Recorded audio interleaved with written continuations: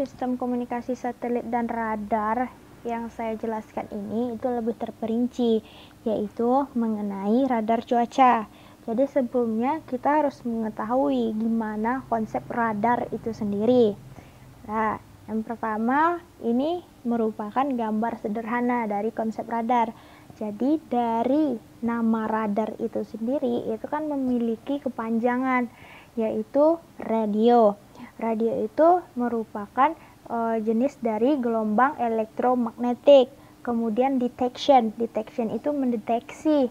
Kemudian ringing itu kan artinya mulai dari atau tempat atau tertangkapnya objek gitu.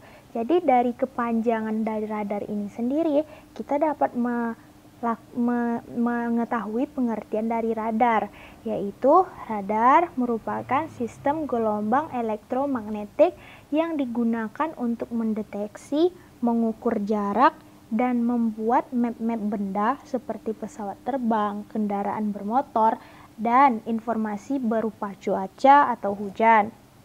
Nah, selanjutnya setelah mengetahui pondasi dari radar atau pengertian dari radar, kita harus mengetahui apa aja sih komponen-komponen dari radar. Jadi di sini saya menjelaskan mengenai komponen utama dari radar.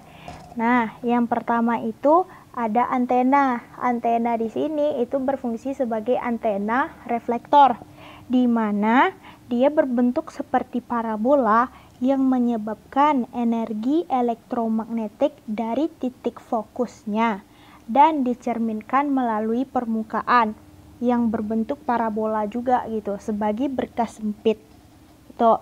Terus selanjutnya itu ada sebagai pemancar sinyal. Jadi pemancar sinyal pada radar ini itu terletak di antena sendiri gitu. Jadi pemancar sinyal ini berfungsi untuk memancarkan gelombang elektromagnetik melalui reflektor antena. Tujuannya apa? Itu agar sinyal objek yang berada pada daerah cangkupan radar tadi itu dapat dikenali gitu. Nah, selanjutnya komponen utamanya yaitu berupa penerima sinyal. Nah, penerima sinyal ini itu dapat kita tahu lah. Jadi dia tuh kan setelah gelombang elektromagnetik tadi dipancarkan, jadi di penerima dia menerima sinyal yang dipantulkan kembali. Ya, dari sinyal objek yang tertangkap radar melalui reflektor gitu. Umumnya penerima ini memiliki kemampuan untuk menyaring sinyal. Tujuannya agar sesuai dengan pendeteksian serta dapat menguatkan sinyal objek itu sendiri. Gitu. Nah, selanjutnya gimana sih pengaplikasian dari radar itu sendiri gitu. Jadi yang pertama, radar itu bisa digunakan dalam bidang militer.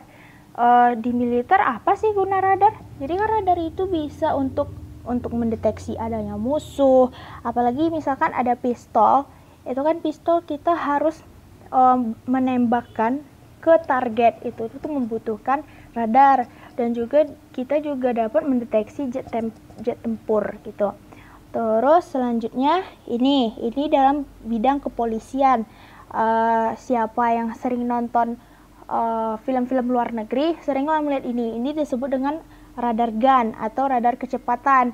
Biasanya kalau di Indonesia jarang sih polisi menggunakan ini kalau sepengetahuan saya, tapi kalau di film-film luar negeri itu polisi sering mengejar pengendara yang berkecepatan melebihi batas normal.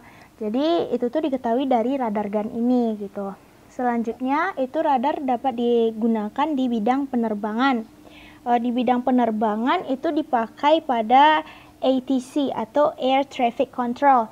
Jadi digunakan sebagai memberi informasi kepada pilot tentang bagaimana cuaca pada saat itu atau kondisi bandara yang dituju gimana, dan juga untuk mengetahui lalu lintas atau lokasi-lokasi dari pesawat gitu. Selanjutnya ya jadi topik utama pada pembahasan ini yaitu radar cuaca gitu.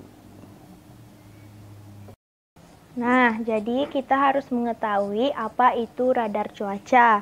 Jadi radar cuaca adalah peralatan radar yang didesain khusus untuk pengamatan cuaca karena memungkinkan untuk menentukan lokasi presipitasi sehingga dapat mendeteksi tingkat kuat atau lemahnya suatu badai sebagai suatu fenomena cuaca. Jadi, radar cuaca ini beroperasi menggunakan efek Doppler, di mana dia itu mampu mendeteksi gerakan tetesan hujan untuk menentukan intensitas curah hujan. Jadi dari data yang didapat itu dapat dianalisa untuk menentukan struktur badai dan potensi untuk menyebabkan cuaca buruk. Selanjutnya, itu merupakan komponen dari radar cuaca. Sebenarnya sama dengan radar biasa, cuman ditambahkannya dengan fungsi indikator. Jadi, diagram dasar dari radar cuaca atau prinsip kerja dari radar cuaca itu yang pertama di sini terdapat antena. Antena ini sebagai transmitter yang membangkitkan pulsa pada frekuensi spektrum elektromagnetik. Pulsa-pulsa energi ini difokuskan ke dalam sinar yang sempit yang menjalar dengan kecepatan cahaya. Jika pulsa ini menangkap objek, kalau di diagram itu yang tanda silang berwarna merah, maka karakteristik refraktif itu akan berbeda dengan udara sehingga gelombang tadi dipantulkan kembali ke antena yang didapatkan nilai eko, kemudian diterima di penerima dan diteruskan ke indikator. Nah, indikator pada radar cuaca ini biasanya pada radar meteorologi itu menggunakan indikator panoramik PPI.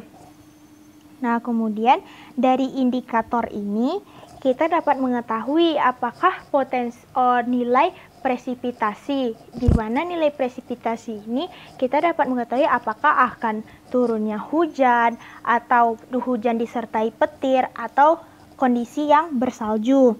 Namun kondisi bersalju itu jarang atau tidak selalu dapat dideteksi.